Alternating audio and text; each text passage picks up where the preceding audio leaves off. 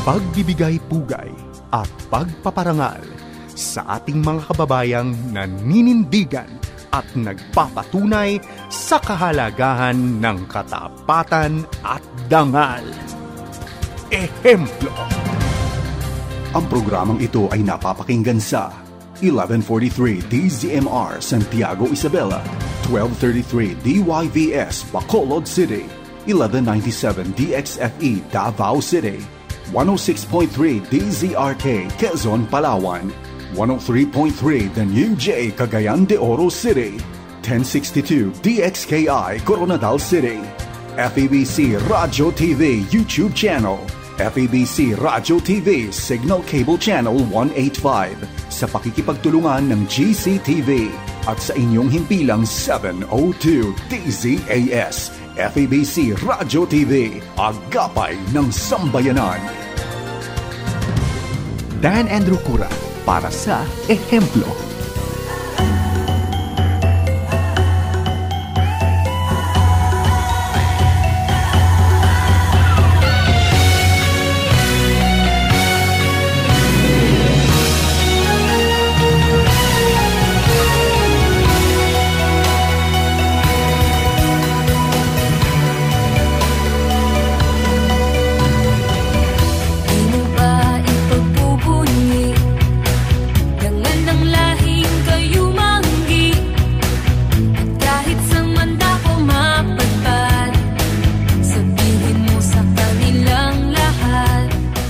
Magandang araw po sa inyong lahat. Kayo po'y nakikinig ngayon sa palatuntunang Ehemplo. Ako po rin po ang inyong lingkod, si Dan Andrew, ang inyong kaibigan.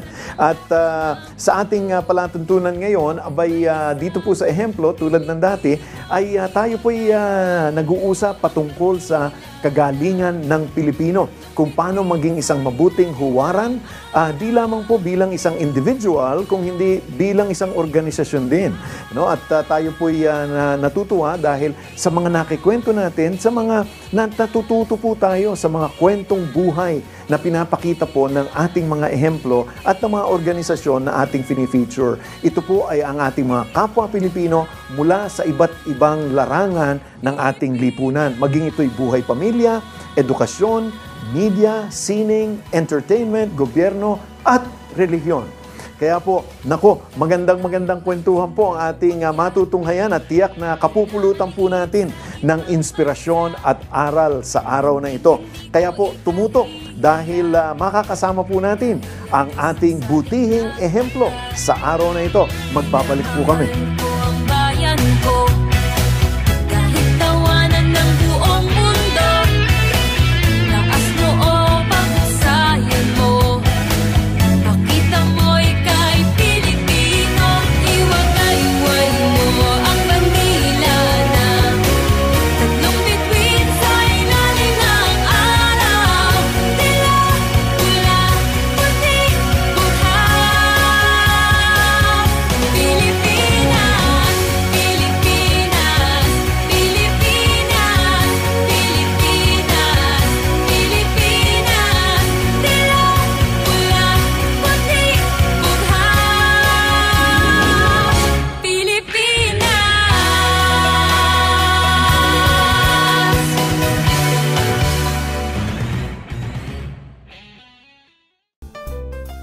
Narito ang ilang impormasyon patungkol sa PM Radio o Portable Missionary Radio.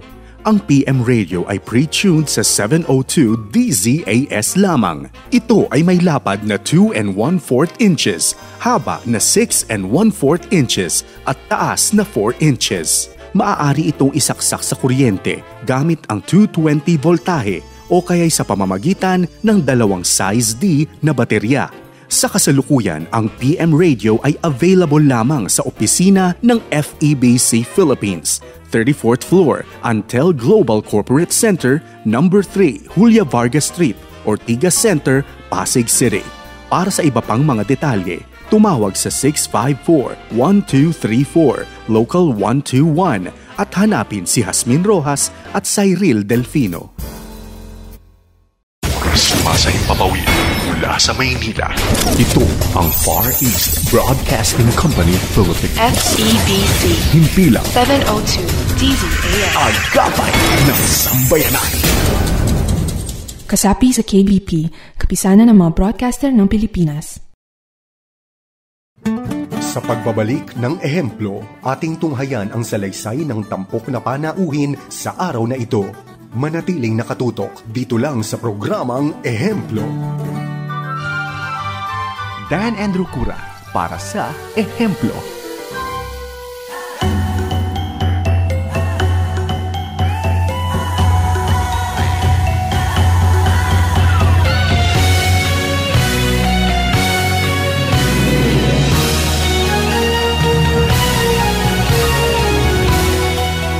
Magandang umaaga, magandang araw sa ating lahat na nakikinig dito sa radio station.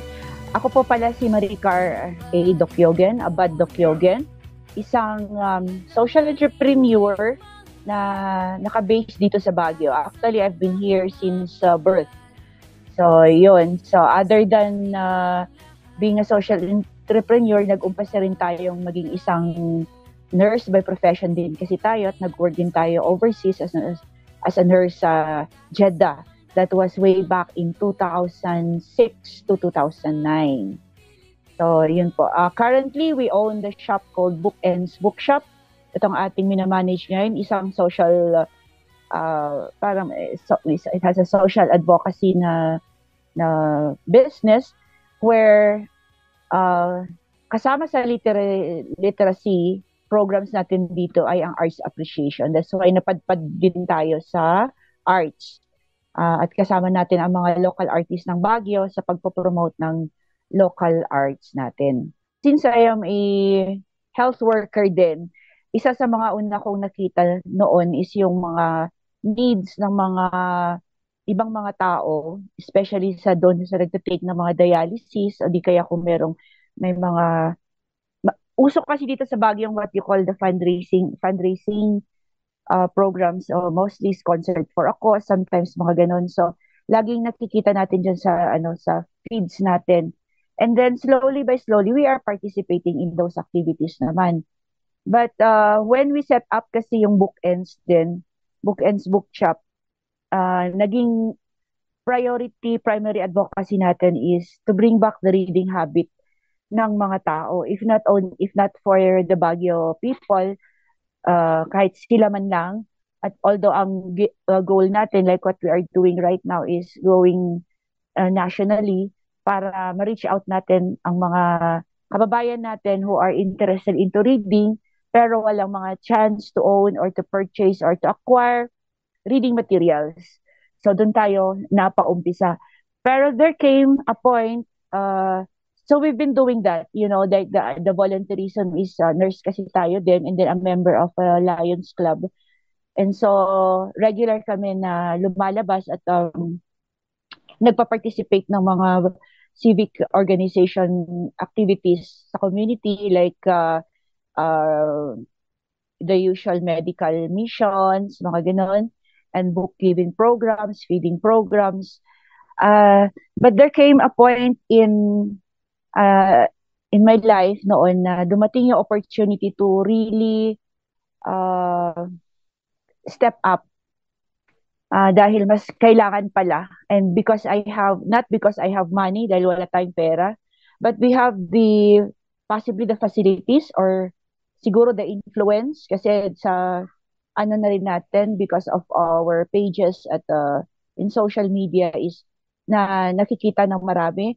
That's why when there was a time na dumating this opportunity, I'm referring to merong isang artist who wanted to help out a patient din na to have kidney transplant that time, is ibebenta niya yung kanyang mga libro through, kanyang mga artworks through sa isang auction. And my shop kasi is may space sa taas. Medyo this area kasi is around 12 feet ito. And of course, hindi ko naman malalagay yung mga libro sa taas. 'Di ba? So sabi ko, well, at the same time na ilalagay dito yung mga artworks, habang hinihintay namin yung mga buyers is na-expose pa or napapaganda pa yung shop. Nagkakaroon ng ibang feel na, local art. So doon na ako nahila. So when we started that program, maraming nakapansin and marami ang suggest ko ano ang pwedeng gawin. So actually what we are doing is not our own personal. Instead, we are listening to yung mga requests ng mga taong dumadaan dito or nakikita yung ating mga ginagawa sa social media. And then they come forward and give recommendations or suggestions na pwedeng magamit yung lugar. Like say, Mama Ricar, can we use the space for a book launch? Can we use the space para i-display yung artworks namin? Sort of like that.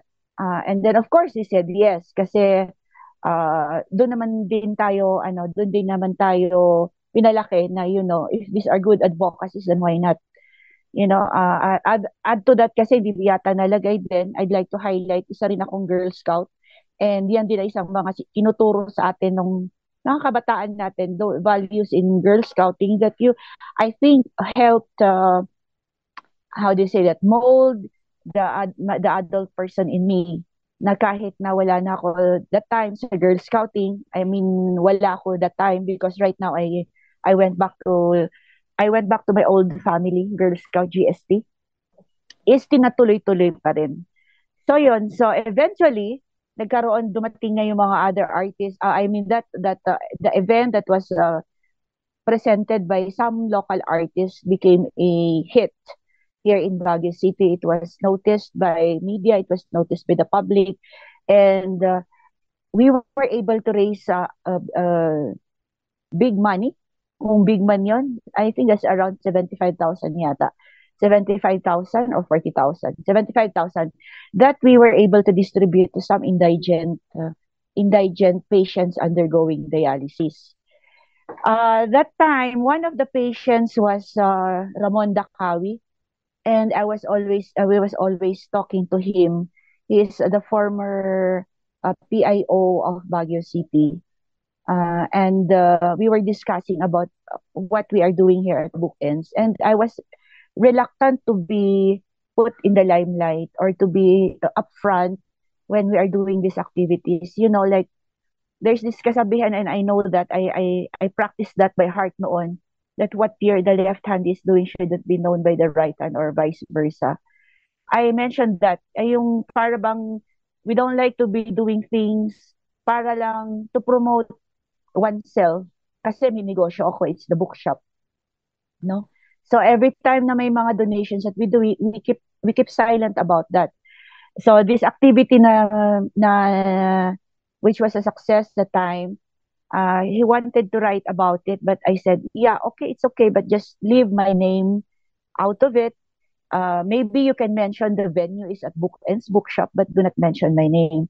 However, he told me that despite that belief about not sharing to the public what you are doing, he said it is also very important because to come out, because there are people who just wants also to help out but wouldn't know how. Like they need someone to look up to or someone na alam nila na maging how do you say that, na reliable. Mahirap na yung mga scam or something. So if you're going to give them the opportunity so that they can help out, then you have to do it, sabi ni Mr. Dacawi. So with that, even with my reluctance, I said, naintindihan ko yun. Kasi it's just like me, it's just like giving back. Had that I known or read about the works of others before me, na mga volunteers have been raising funds or doing activities for the community, then I wouldn't be also in that position. I wouldn't be encouraged also to do that. So if my voice or my activities can also inspire others to come out and to do their own activities to in helping the community or whatever advocacies they are interested in or they put their heart into it, then I said that time to Mr. Dacawi, sige, I will do it. So that's the start. That's the start of our coming out in being a volunteer. And from then on, at the shop, Bookends has become a center, if not just a place for artists or volunteers to hang out or to drop things off. Like I remember even during the biggest one of the biggest calamities here in the region, yung si Ampong ba yun? Yan na Ampong, and then different people are asking where can we bring our donations na mga damit, pagkain that we can bring. I said that I am going to uh, ano ba to, pasintabi ako ng ibang mga libro dito para we can put a space for all these donations. And eventually it did, like nagsidatingan ang mga goods in kind, mostly in kind, mga damit, mga ganyan, pang relief. And then we even use the place as ayun yan, naging dropping area, and then at the same time, naging packing area, mga sort of like that. So, and it's there already. We're doing it in the arts, of course. It all started from there. It just eventually na napunta sa lugar na yun without me knowing na ganun ang mangyayari. Like I do not have a master plan. I didn't have a master plan, or this is how we are going to do it in my life, and how we are going to do in for bookends. But it just happened. So, masaya. Masaya, diba? Masaya na medyo nakakainis, medyo nakaka-depress. When you are a volunteer, you get to meet a lot of people. You get to people with hearts. You get to meet a lot of people who are really in need, which goes through with my group na created right after the activities ng when we did that Sketch Mo Buhay Ko activity, art activity in 2016, na these people, these artists are willing to give part of themselves through their creativity, through their talent, their artistry, by sharing their time nga, pumunta dito para mag-sketching, and then, for what? Sabi ko doon. And then eventually, yun nga, para makatulong. And then eventually, you'll get to learn that these artists themselves do not have, it's not like not anything, that really they are not given platforms or opportunities to also uplift themselves. Like even simple art materials nila, ganon, art materials is wala sila, or just like na kukuha lang sila kung kailangan na nila kasi wala silang extra budget for that because these people also have their own families to take care of. So doon ako natuwa na when you don't have anything but you are still willing to give up something of yourself, and time is very important sa ating lahat, and then you're still giving your time. That is more important to me. That is more commendable than one that is giving 10,000 pesos or say money lang for an advocacy. So mas importante talaga. So volunteers are as equally as important also as the patrons or the donors sa category natin ng pagiging isa kawang gawa, sa pagkakawang gawa, So everybody can become volunteers because time is very, very precious din. It's not like because they're not doing anything, they are not, they don't have any real job, na wala silang 8 to 5 job or wala silang business, is that their time is not important too. I am a graduate, a product of Easter College, Easter School that time, at ang isang talagang pastime namin doon is pagbabasa. Other than comics is library. Library ang talagang puntahan namin noon. That was in the 80s and 80s and early, 80s, in the 80s. So doon, at the same time yun nga, sabi ko, my parents are also readers. It's not like na bumibili kami ng mga libro para sa passion namin ito na pagbabasa. But actually, it's more on hand-me-downs na mga libro. I don't know where we got them actually. Basta may dumarating na lang ng mga libro sa bahay that we read. And then lahat na yun, so may isang libro, salitan na kami dyan na nagbabasa. And then we respect our spaces kasi doon. When we know that mom is reading, wag mo nang pansinin muna yun kasi busy siya sa pagbabasa. We took reading as something na important sa amin. So kaya ngayon, unlike yung iba na, basa ka dyan, o gawin mo muna to, hindi eh. Even me, if parang kaya nga, parang kung gusto mong umiwas muna sa chores, magbasa ka. Hindi ka papansinin sa bahay. Ganon yan doon. Yeah, so that started as early as nung when we went to school. The first book that I had actually is one called the Story of Baby Jesus and Baby Moses. It was given to me by my uncle. Dala niya parang may nagbenta sa kanya kasi these are sold by some religious organizations yun eh. Isang church, and then I think ano pa nga nila, how do you call it, pinapautang. And my uncle who was single at that time, parang napabili siya. Kasi alam niya na may pamangkin siya. He doesn't even know na I read. Kasi I think, about 6 years old that time. Pero para lang siguro na to bigyan ng, how do you say that? Pagbigyan yung nagbebenta sa kanya. So, binili niya yung isang libro na yon and gave it to me nung pumunta siya dito sa Baguio that time. Actually, that was the first time that I saw him. Nung mga 6 years old ako. So, I started reading that. It was read to me first by my mom, and then eventually when I learned my alphabets and learned the vowel sounds and learned how to read, hanggang, it's always been there na binabasa-basa. You keep going over it. And it was just only one book, but that was a set of books. And then my mom also was able to procure via installment the complete set of that book. So those are the stories of the Bible. So I think it's called My Bible Friends. From there, and then yun nga, school, and then parang it's a culture, not only at school, but para sa community namin, is at Isad Riverside. Everybody is reading. I don't know. So hindi lang the books nababasa doon, but also yun, panahon yun ng comics. I don't know kung alam mo ang comics. Alam niyo pa ang comics, pero yun, Aliwan, Love Life, may mga ganong libro pa noon eh. I mean, ng mga comics na nawala na. Ngayon, Darna, pero mga ganyan yung mga characters noon, the stories of Carlo J. Caparazos times. So I grew up really in a community of where reading was encouraged. And even when I was in college, paisa-isa nagbabasa ako. When I got married and then went to work, medyo, that you have to prioritize, and then pagod ka na doing all the housework and the mga trabaho mo sa office.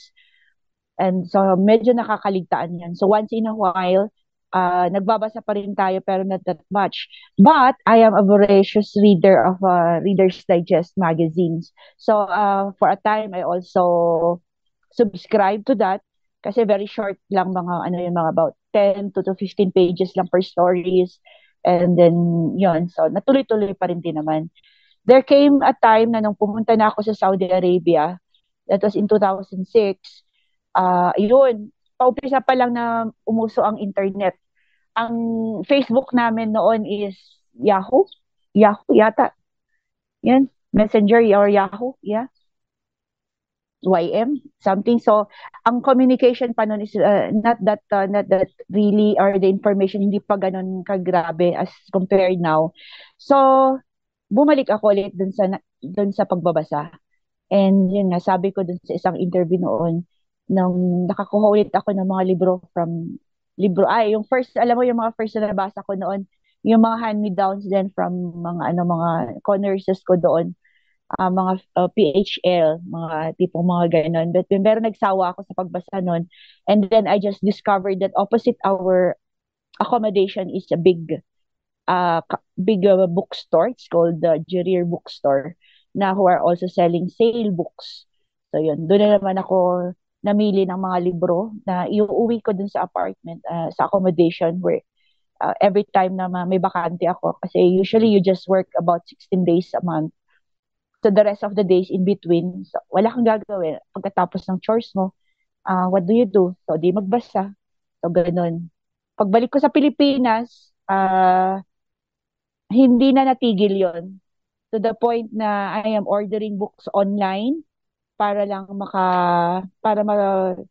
how do you say that, para ma-support yung aking passion ulit sa pagbabasa. And we started with one genre, one or two genre, which is paranormal romance. Medyo romantic pa naman tayo kahit matanda na. Kasi I like that because it's very easy reading. And then before I went to thrillers and adventure books like John Grisham, Robert Ludlum, Tom Clancy. Medyo a little heavy si Tom Clancy, but I like the fast pace ng John Grisham books. Yung mga una niyang mga books. Yan. So, eventually, napunta sa time na sa ka-order ko ng libro online, nakaipon ako ng ginawa kong library yung bahay ko. Nagpagawa ko ng additional shelves para lang mailagay yung mga libro to bring them out from the boxes. Pero nagsawa na rin ako sa katitingin sa kanila kasi grabe, wala na akong perang pambili that time. Somebody offered to buy them. Isang bookstore dito na second hand dito sa Baguio. So binigay ko naman sa kanila doon. I just left a few copies. Nagsawa ako and then sabi ko, benta ko na rin ulit ang mga naiwan. Which are mostly Chicken Soup for the Soul, Sidney Sheldon, John Grisham books. Merong space na binigay yung pinsan ko dito sa downtown session, Road Downtown Baguio. And doon ko nilagay sa isang shelf lang ang mga yon. And eventually, over the years, over the several next months and year, lumaki yung bookshop natin and until I acquired na yung whole space, which is around 140 square meters. And we've been here since that time na 2011 until the present. Nandito pa rin din kami sa same spot where we started booking. Pilipinas, Pilipinas, Pilipinas, Pilipinas, Pilipinas, dilaw, pulang, puti, bughaw, Pilipinas.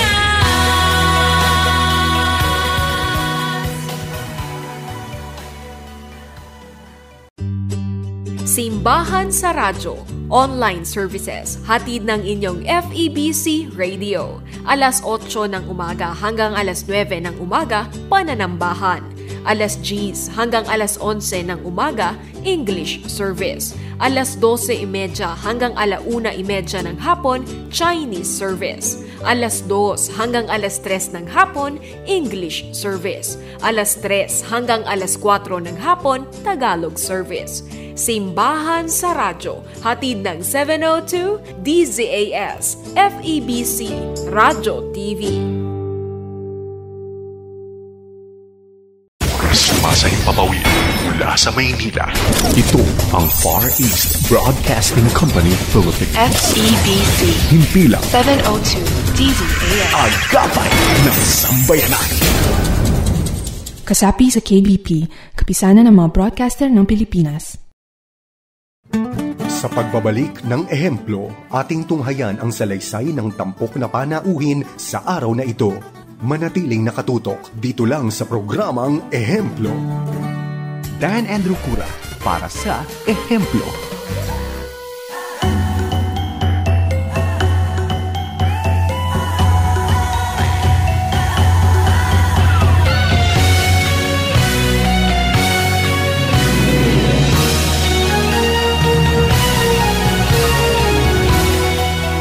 Sa pagbabasa, sabi ko nga, we go back again to yung history ko na bata pa lang, I grew up in a community with a culture of reading.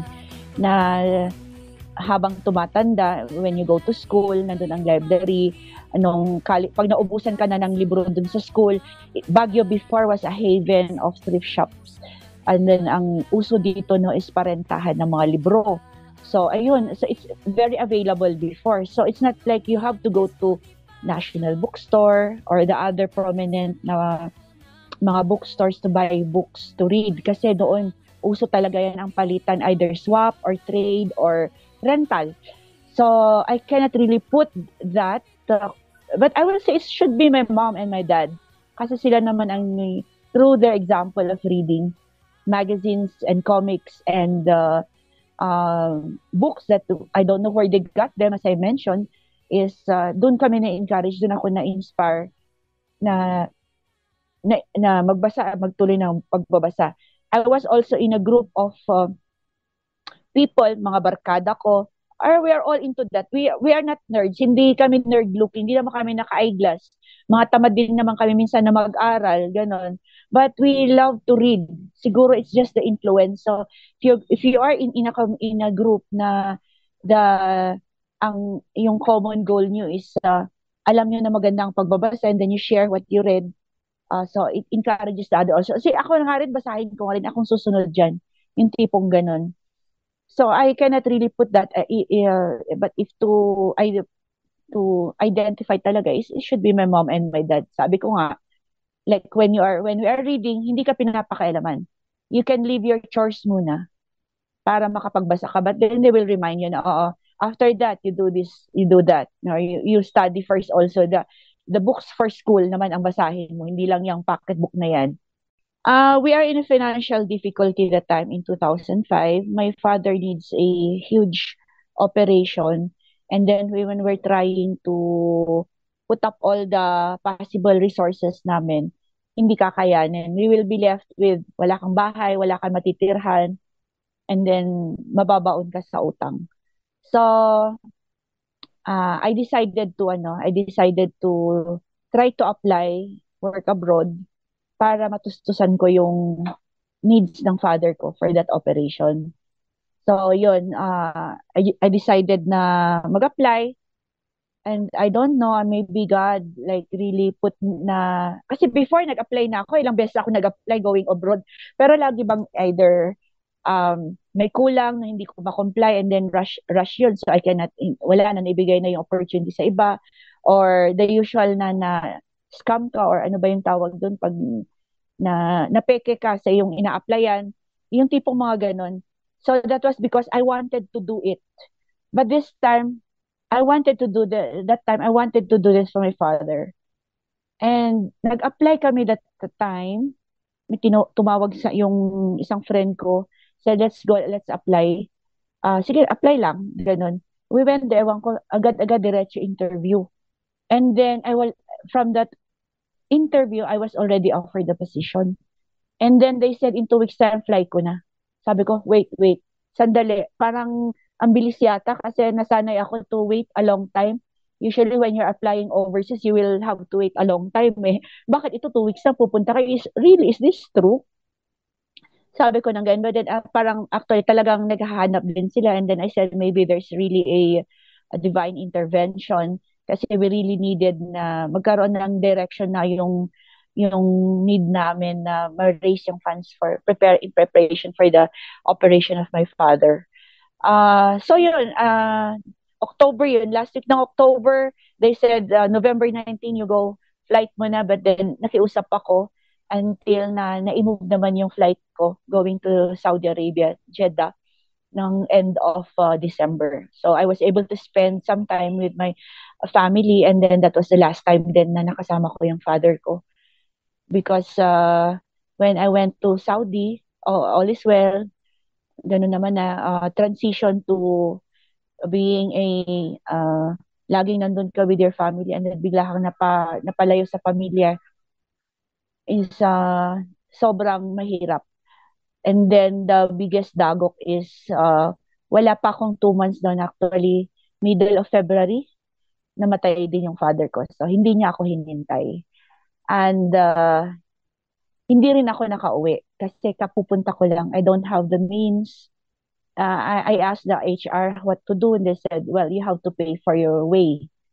Sabi ko, Diyos ko, pumunta nga ako dito para mag-ipon ng pera. Tapos, wala pang naipon kasi wala pang 2 buwan. Uuwi ako. So, we asked the family what to do and they said, may phone naman, so you just talk to your dad, you just see you in video. And then you did your best. Your time is now. I think your dad gave you the opportunity not to work for him, to provide for him, but now for your family.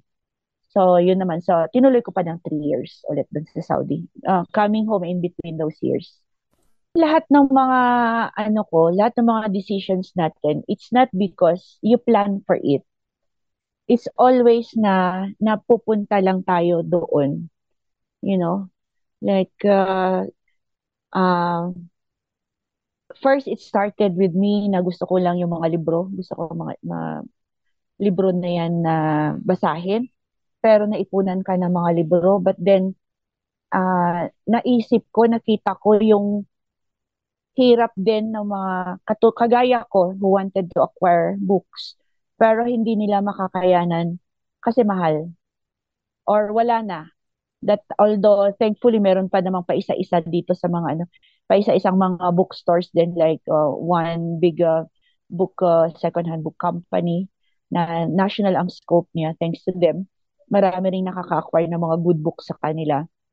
Pero it's not enough kasi maraming mga topics, maraming mga subject matters, maraming mga genre na pwedeng wala sila na yun ang hinahanap naman ng isang avid reader, something like that.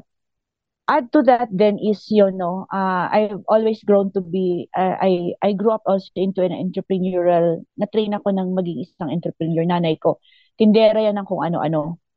So, Avon, chichirya, chicharon, Tupperware, Nike shoes, lahat ng mga ganyan, napasukan ng nanay ko for extra income. I was taught that way. Then whatever opportunity that comes na pwede kang magbenta, na maibenta mo, pandagdag ng sa funds ng family, then kung kaya mo din gawin mo. Lumaki din ako sa ganun na environment sa bahay. So, nung napakarami na ng mga libro ko dun sa bahay, sabi ko, share, ibenta ko yung mga iba na yan. Para din, the purpose at the same time, mag-ROI sa akin, ma-return sa akin yung binayad ko, makakabili ulit ako. At the same time, may share ko itong mga libro na to at a lower price din sa mga doon sa mga hindi doon sa mga interested sa na magtuloy pa rin na magbasa. So how did it become to be a part of that na voluntarism din? Because of what other people also share with you or what happens. This is kung bakit lumaki yung stock namin, yung number of books namin sa bookshop other than what I was ordering online that time is because there was this person who trusted me and gave me lahat ng kanilang mga libro at a very cheap price din na basta sabi niya take all, if you know what you mean take all, lahat kunin mo yan. So this is the bulto price, ito na kunin mo na yan. So we got all of those books. So I was helping him out clear his space, his bodega. So it took like about 3 trucks na yung sasakyan ng mga gulay delivering to Manila. Yun ang inarkila ko that time to pick up the books and bring them here to Baguio. And it's very overwhelming kasi sobrang dami ng mga yan. So we were able to sort out a lot na merong medyo a little sira, but then pwede man namang i-repair. And then and then those are what we were able to donate as a startup. Kasi sabi ko, I was given this opportunity to set up a bookshop. Marami sa mga books na yun, I will not be able to immediately sell. And then I was thinking of other people who are like me na hindi, kung wala itong opportunity na ibigay sa akin, is might not be able to, might stop their passion in reading this because of lack of materials for them to read or hindi sila maka-hold on sa mga ganun na mga materials. So, I just decided, where will these books go? Kung ilalagay mo dyan, baka walang space, then it's better for you to pass them on to others. Diba? So, gano'n naman yung naging drama natin. Pass them na lang. Pwede namang ilagay sa basura, pero sayang. Diba? Bakit mo sasayangin ang mga libro? Some said na, sige, punit-punitin mo na lang, tapos ipor-kilo mo. Sabi, uy, sayang naman yung mga yan. I think this will still be used by other people. And it did happen. So, I posted, or I think there was a friend who came to the shop and nakwento ko yung plano ko na maybe I should be donating these books. And then siya naman kasi hindi pa ako sanay sa Facebook that time noon.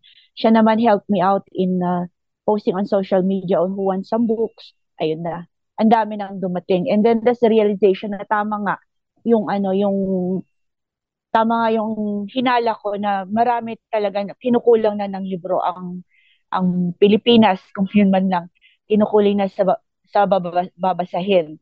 I don't think na hindi naman ganun kakulang sila sa mga educational materials, especially sa public schools. Kasi we know naman yung ang daming naging issues ang DepEd regarding sa sa school materials, school books. But for other reading materials, doon tayo talaga kinukulang. And ewan ko kung bakit ganun because Easter College, Easter School, laging puno yung library namin. Bakit sinasabi ng mga ibang mga schools ngayon that time is wala silang maibigay na ibang babasahin sa kanilang mga estudyante or in their wala man lang silang community library. So that triggered me. So it's in a way, it's not like really I decided na, oh, I want to become a volunteer, you know. Oh, I wanted to people to know that Maricar is a volunteer, so they will come at book ends and buy books. It never occurred to us to be like that. Actually, it's more of they're helping me dispose some of the books that I don't like to go to the dump. Kasi sayang, ganun. At the same time, you are, you know, you're targeting two birds, hitting two birds, three birds with just one stone. Because if you want to dispose of the books and then yun pala, it can help out the community. So it started from there. Then eventually all the other advocacies that just happens is because again the opportunity that other than the kung saan ako nag-umpisa na may mga nagdatingan na mga libro na binigay sa akin to sell at a good price is the opportunity to have this space. Spaces are also as important as ano rin na as having you know para hindi ka lang para magkaroon ng talagang that's why we call ourselves bookends. Kasi we put people together or advocacies together side by side and then for one advocacy, di ba yun ang gamit ng bookends eh. Put them together para hindi magkahulugan. Magkakaroon ng cohesion. So yun yung laging sinasabi kung bakit bookends nga rin palang pangalan din namin. So the place just became a place for people to come and kahit na ano na ginagawa na namin dito. So the arts advocacy, the literary, and even organizing groups, even women's groups, nandito na rin. Ewan ko, anong pinagagawa na namin dito. Basta ganun, it's because we have the opportunity to have the space and we are sharing it. First and foremost, naipon natin yung mga artists. And then, napa-aware because of that, mga exhibits natin. And then, yung sabi nga natin, kasi sabi nila, hindi kasi sikat in the arts kung nandito ka sa Baguio. Totoo naman yun. Hindi ka talaga sisikat. You really have the market is elsewhere, is in Manila or international. Yun ang market. So in Baguio is wala. So at saka mas marami nga dito they're not aware, you know, what is art. Pag ang isang painting, pag makakita sila ng paintings just like BB, sabi ko, hands off tayo dyan. Sigurado mahal yan. Tipong mga ganon. But they don't know na pwede naman you can negotiate with the artist. And at the same time, pwede mo rin namang pag-ipunan yon because it is an investment in itself. Unlike when you do rhinestone or cross stitch, yung equivalent price ng paggawa ng mga yun with their framing is almost equivalent the same of one average local artwork, and then you are even supporting the local artist. So dumami ang mga naging artist lumabas sa kanilang mga shells. It's always been a common na sinasabi na do not be an artist because hindi ka kakain dyan. Totoo yun. Kasi nga sa dami, so that's why they go to other endeavors, you know, like if you have read The Little Prince, that's one story about arts na iniwan niyang pagiging artist kasi hindi siya pinayagan ng parents niya. So how did we help here?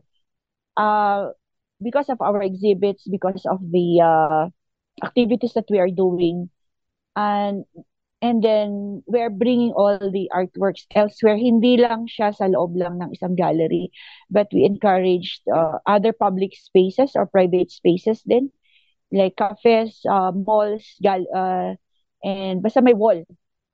Sinasabi namin na maybe you'd like us to have an exhibit here para may display itong mga local artworks natin. And nagkaroon na sila ng idea na oo nga naman, bakit tayo bibili ng isang poster and then have it framed na walang value? When in fact, when you're buying an artwork from from a local artist, you're investing in that artist, in that artwork that may later on become, if you're interested into yun nga na sa pagko-collect, is it might later become a uh, triple or whatever magiging price niyan. Like example is, one natin is our national artist Ben Cabrera. Magkano lang ang bentahan ni Ben Cab ng mga works niya doon? Because may mga nangolekta sa kanya now, this kano lang benta na, kwento sa amin ni Tito Ben noon.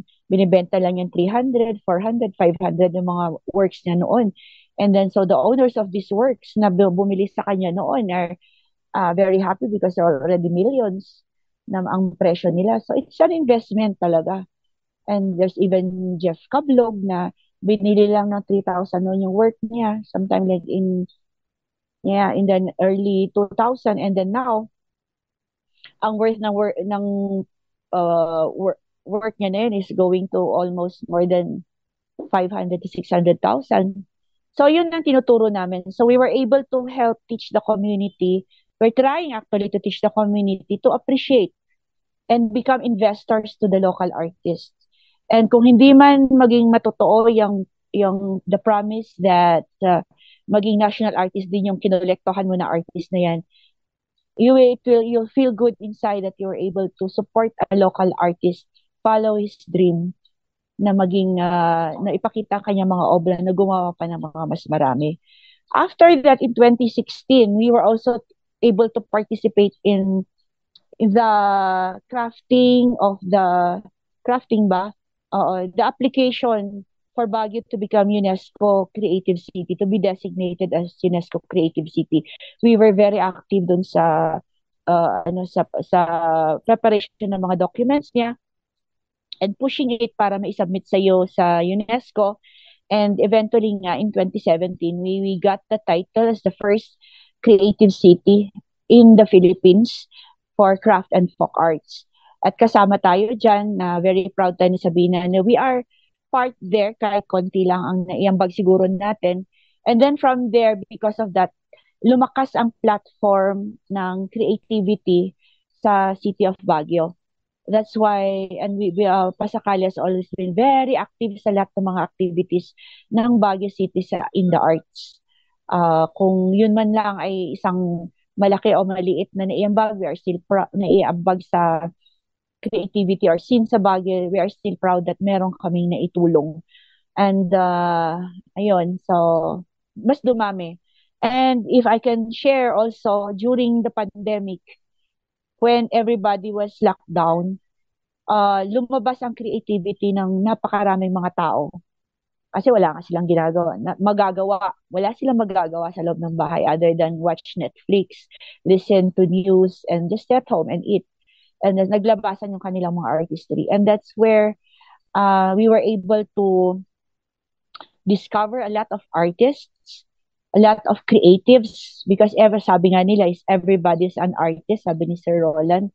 Lumabas din sa panahon na yan. So despite the bad things that the pandemic brought to us, nagkaroon din siya ng good opportunities for a lot of people. And that partly is, one thing is creativity. And it is in the arts.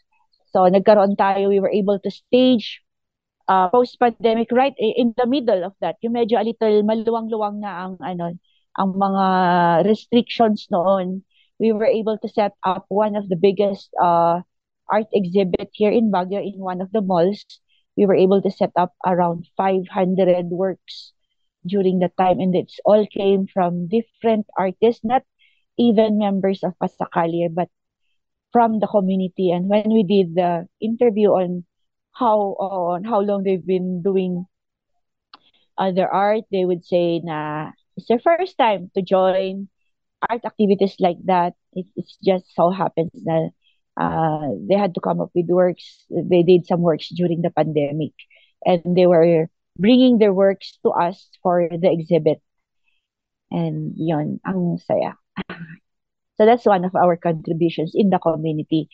And currently now, not only do we do it in our local community, but we are sharing it to other art groups in other provinces when we are doing what we call the art tours, we collaborate with other artists in other art groups in other provinces, and then we set them up in malls, and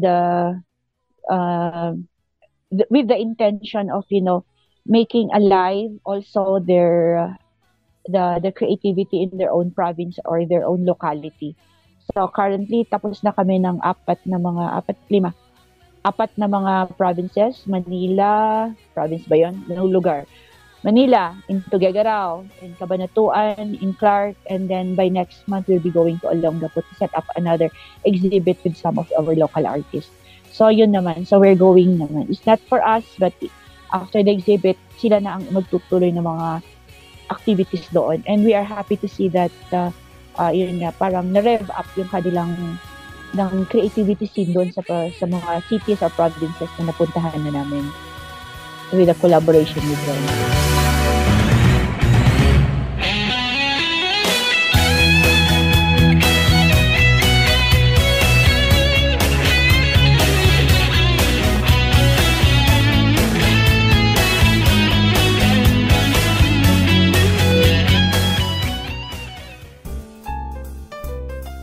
Narito ang ilang impormasyon patungkol sa PM Radio o Portable Missionary Radio.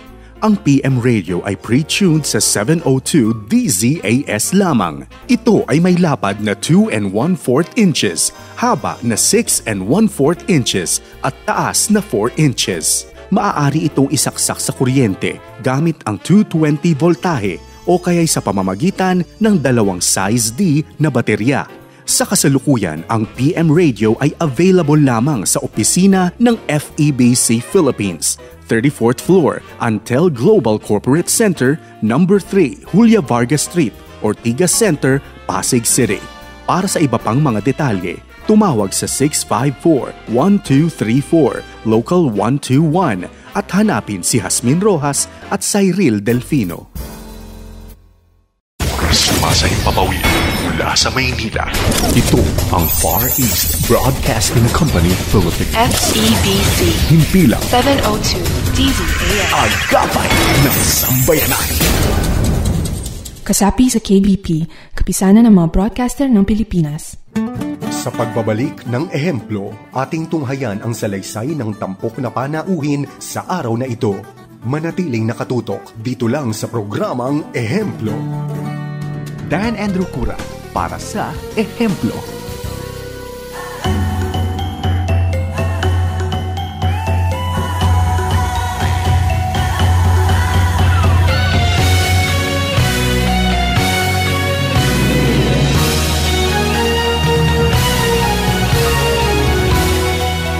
Marami sa atin yung sinupush natin ang professionalization, globalization natin sa Pilipinas. And yan nga yung white collar jobs din natin to be very competitive globally. And we cannot do that if hindi tayo competitive din sa pagbabasa. We have to be at par din ang level natin sa kasi comes with reading is the comprehension. It's not just about, it's not just about just reading and just having fun. Although that is basically yung the purpose ng reading. But it also boils down, so when you take exams to be globally competitive, kasi requirement yan, karamihan sa globally, is if wala kang interest sa pagbabasa, you will not be able to enjoy, appreciate, and really comprehend yung kung ano ang binabasa mo. So that is how reading is, how important it is, because we're moving towards globalization na pag-iiwanan na tayo. And that is the only way. On top of that, of course, is education. Kasama yan. So that's how important reading is. So kailangan nating ibalik yung habit natin na magbasa to become people na marunong mag-comprehend, critical thinkers. Kasi yan na talaga ang kinukulang sa atin. Di na tayo critical thinkers because of lack of yung turo ng pagbabasa. Everybody naman sa atin, as I said, are good people. I believe that everyone are good people. We just get to be, how do you say it? ang influences ng surroundings natin, relationships or experiences, yun ang nagmo-mold sa atin kung how or who we will become and what you choose to. So it's a choice lagi sa atin. So which one will you choose? Which one will you choose? I mean, is it going to be itong choice na to or this choice, and then what will be the consequences? Alam natin kung what is good and what is bad. So it all boils down to what will be your choice. Anong i-follow mo. Yun lang kasi you do not have to strive. Wala namang ganun eh. I strive to have more sa education level ko. I strive to go back to school to take up masterals and later higher education. But it's not really for me. So hanggang ganun lang, hanggang some subjects lang, some units, I mean, hindi ko rin matatapos because it's not for me. So how to become a good example is just to be at the best of who you are, bring out the best of who you are. Kailangan mo intindihan kung ano yung mga strength and doon mo ilabas. And then just wait for it to happen. Make a little push towards that goal or kung towards that personality that you want to become with. Mag-exert ng a little effort and eventually it will fall into place. I really don't believe in real planning. Ako yung taong magulo. Come to my shop, it's magulo. Sometimes my table is here, then guguluhin ko na naman because I think this will be better here. Yung tipong ganon. So, and then everybody loves it naman. Kung ayaw nila, then we can always change it back. Something like that. So, I don't believe that that there are standards to becoming an example of a good person, of a good influencer or what. Just be yourself and just accept everyone because we already know what is good and what is bad. And if you just need some help, then just do not be afraid to ask for it.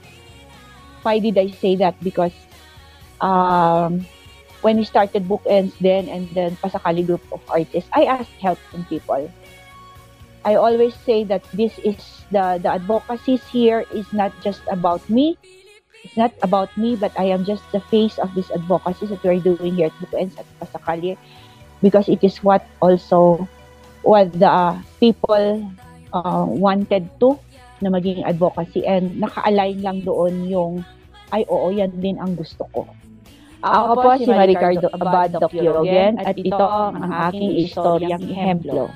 At yan po, natunghayan po natin ang ating ehemplo ngayon. Abay, siyempre, saludo po tayo sa kagalingan ng ating mga ehemplo at saludo po tayo sa ating mga kapilipino. Nawa po ay nakapulutan nyo po ng aral, inspirasyon at sana po kayo rin ay maging ehemplo rin. At yan naman po ang laging pakay namin sa ating palatuntunan. At bago ko po makalimutan, kung kayo po ay may kakilala na maaari nating ipakilalang galing ng Pilipino, maging ito po ay isang tao o hindi kaya naman isang organisasyon, huwag po kayong mag-atubili. Tawagan po kami sa 0999-223-5675 sa Smart at sa 0916-296-6620 sa Globe, o di kaya naman magpadala po kayo ng email sa amin sa dzasinfo@febc.ph. At tulad ng dati, kung kayo po'y nakikinig through your gadget or through Facebook or YouTube, dyan po sa comment section, lagay niyo lang po yung pangalan, yung contact numbers,